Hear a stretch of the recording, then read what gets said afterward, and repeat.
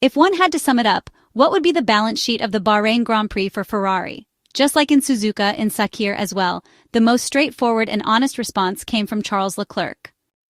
The Monegasque driver said it was obviously disappointing to give everything and finish fourth, a scenario that didn't make him smile. But he added, for the time being, this was the situation they were in. They did their best over the weekend, but their best wasn't enough. These were the comments of a driver who had different hopes and expectations for the start of the 2025 Formula One season, yet had to confront a reality in which Ferrari still had to assert itself among the chasing pack. The 4th and 5th place finish at the 5.412-kilometer Bahrain International Circuit in Sakhir was a bitter pill, not so much because of the points haul, but due to the missed podium, with the Italian side still sitting at 0 podiums for the season. However, one question remains: how much did the entrance of the safety car after mid-race cost Ferrari, at a point when Charles Leclerc appeared to be fully in the fight for a top-3 finish? This was one of the topics addressed by Ferrari team principal Frédéric Vasseur, who emphasized that the timing of the safety car was the worst possible moment for Ferrari's strategic plan. In fact, the Maranello team had chosen a completely different tactic from its closest rivals, starting on the medium tires based on a dual reasoning, even at the cost of losing second place with Charles Leclerc at lights out, since it was likely many would get rid of the soft tires early on, when it generally made the most sense to do so. While it is true that track position matters less in Bahrain than at other circuits, choosing a different strategy, especially when starting at the front, always carries risks, particularly if one gets stuck in traffic. Ferrari followed the opposite reasoning.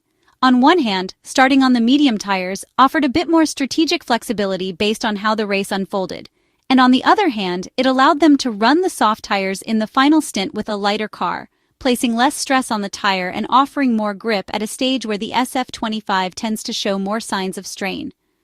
Although it wasn't the primary strategy based on the Pirelli recommendations, the one-stop option was also on the table, as Charles Leclerc mentioned over the radio at one point during the Bahrain Grand Prix.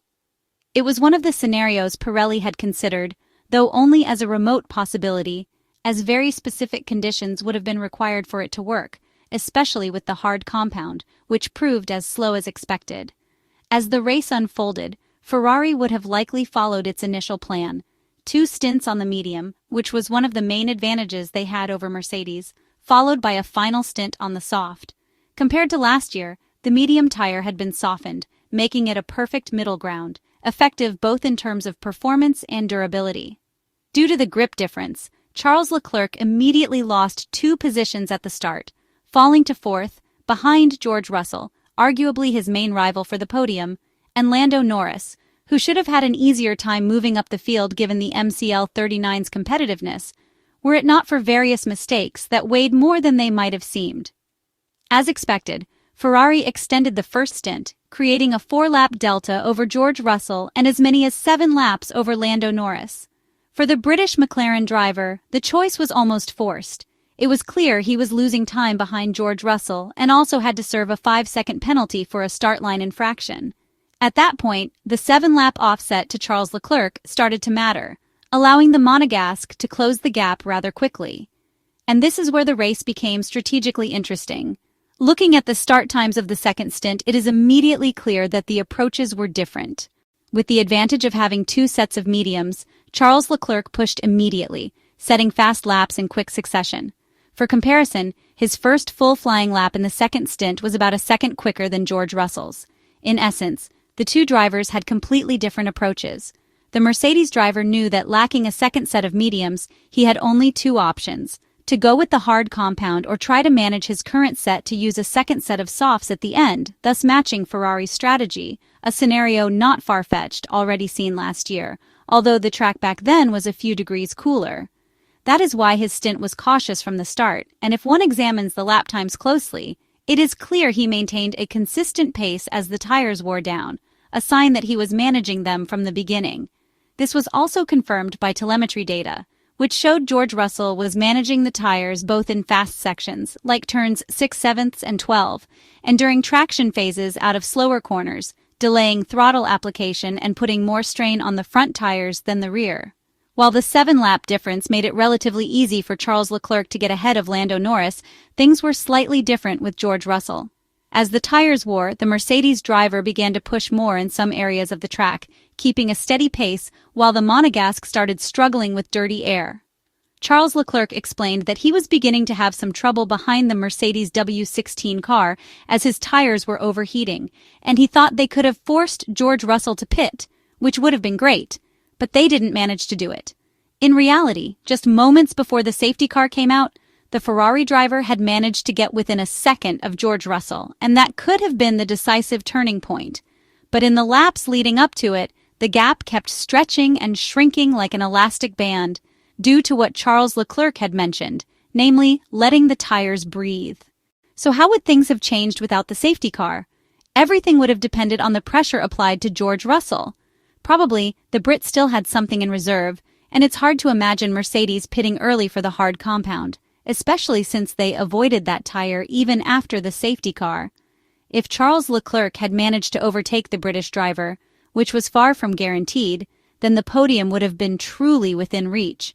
But if not, the scenario would have shifted dramatically. One thing to note, when Charles Leclerc caught up to the Mercedes, the gap to Lando Norris stabilized at about 2 seconds. Had George Russell not increased his pace, Lando Norris would have been back in the game.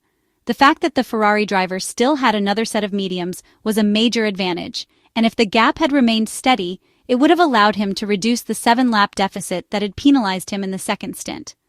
Of course, the Monegasque would have had to do fewer laps on the soft compound and with a lighter car, but McLaren might have forced the issue, with Lando Norris pushing the mediums harder, which effectively was the most competitive tire on Sunday at the Sakhir circuit. In fact, all of Charles Leclerc's hopes hinged on a few laps before the second and final pit stop. Those questions, however, were wiped away by the safety car, which not only changed the plans but also reshaped the outlook of a race that had plenty of intrigue.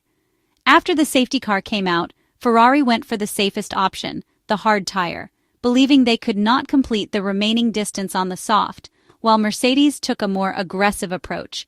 Vasseur explained that, with the safety car, they had no choice. For them, doing 24 laps on the soft was ambitious, but for Mercedes, it paid off. The French manager added that the track was probably more rubbered in and cooler. He believed their initial strategy was good. They paid a bit of a price in the first stint by extending it, but the pace was solid, and it would have been a good race without the safety car. However, the Ferrari team principal concluded that they couldn't complain about the outcome of the Bahrain Grand Prix, as it is part of the game. Now the focus shifts to the final part of the triple header. The pace of the championship is relentless, with Formula One staying in the Middle East as next Sunday sees the 5th round, the Saudi Arabian Grand Prix taking place on the very fast Jeddah Corniche circuit.